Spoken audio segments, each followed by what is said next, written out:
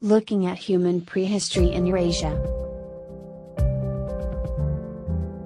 Your personal ancestry story begins with a shared story of our human ancestry. Let's begin with a broad outline of very early human prehistory. Between 5 and 8 millions of years ago, our earliest hominin ancestor originated from an ape-like population that inhabited Africa.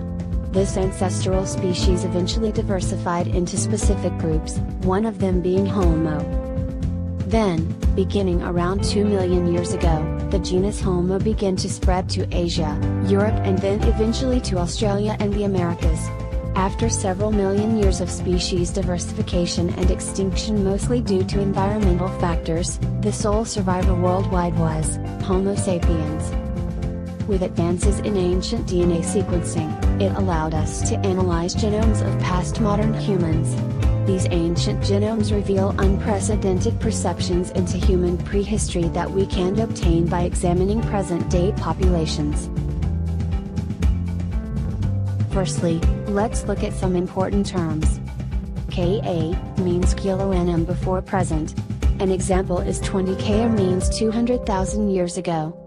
Basal Eurasian is a kind of ancestry from an unknown population that no longer exists in pure form. Now, with a more precise outlook, we will examine a specific region, being Eurasia, as well as look at the relationship between archaic and modern humans.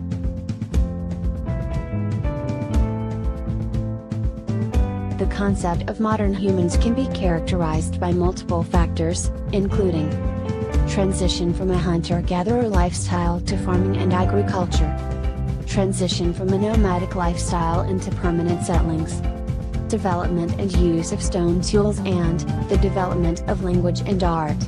We can divide the Upper Paleolithic era into 3 periods: Ancient Modern A, Ancient Modern B, and Ancient Modern C.